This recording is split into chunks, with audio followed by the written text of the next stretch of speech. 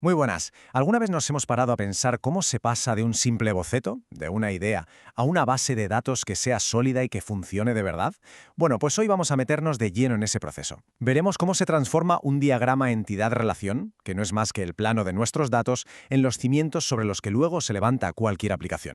Esta va a ser nuestra hoja de ruta. Empezamos por el principio, el concepto.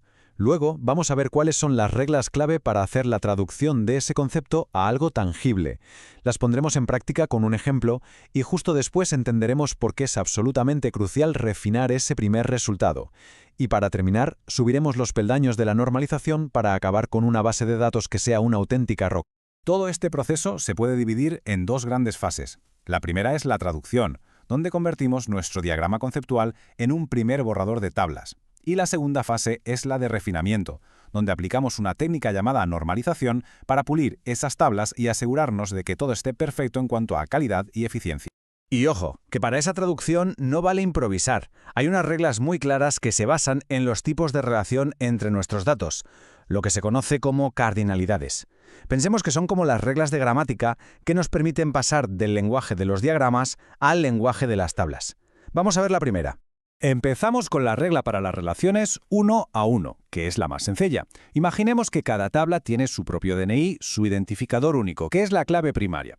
Pues para conectar dos tablas de este tipo es tan fácil como coger el DNI de una y apuntarlo en la otra. A esa copia la llamamos clave foránea. Y lo mejor es que aquí tenemos flexibilidad. Podemos elegir en qué dirección hacemos esa copia. Ahora, la cosa cambia con las relaciones uno a muchos. Aquí la regla es muchísimo más estricta.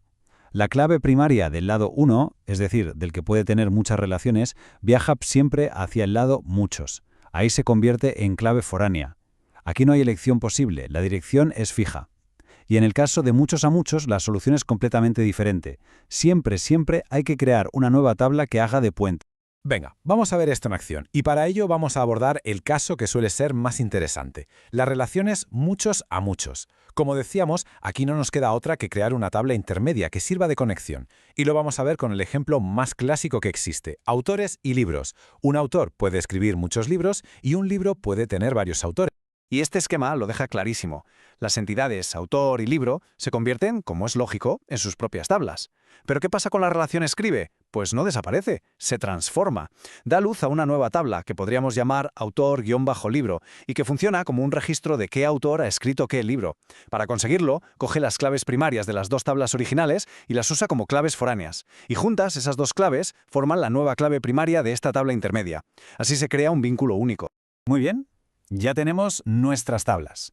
Misión cumplida, ¿no? Pues no tan rápido. Ahora llega el momento de hablar de la normalización, que es un proceso de refinamiento absolutamente vital para no encontrarnos con problemas pero que muy serios en el futuro. Así que es el momento de hacerse una pregunta clave.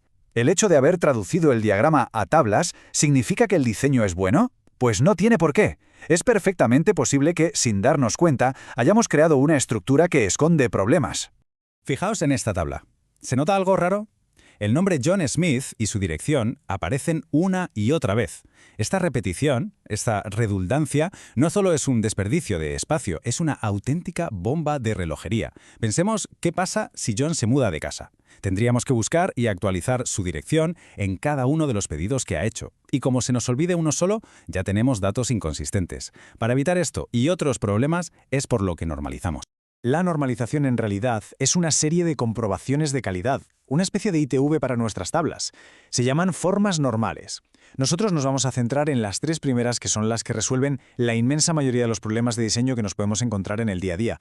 Hay que imaginarse esto como subir una escalera. Es imposible llegar al segundo escalón, la segunda forma normal, sin haber pisado bien el primero. Cada paso se apoya en el anterior, y con cada peldaño que subimos, la estructura de nuestra base de datos se vuelve más y más sólida. La primera regla, la primera forma normal es muy directa. Se trata de la atomicidad. Dicho en cristiano, en cada casilla de la tabla solo puede haber un dato, uno solo, indivisible. Si nos encontramos un campo que intenta guardar una lista de teléfonos o varias habilidades en la misma celda, estamos rompiendo la regla. La solución, como debe ser, es crear una tabla aparte para esos valores y enlazar. Esta cita de William Kent es, básicamente, el mantra de la normalización. Resume a la perfección la esencia de la segunda y la tercera forma normal. Vamos a desgranarla un poco. A ver, vamos a traducir esa frase.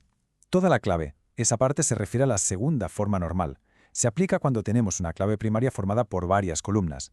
La regla dice que cualquier otro dato de la fila tiene que depender de la clave entera, no solo de un tracito.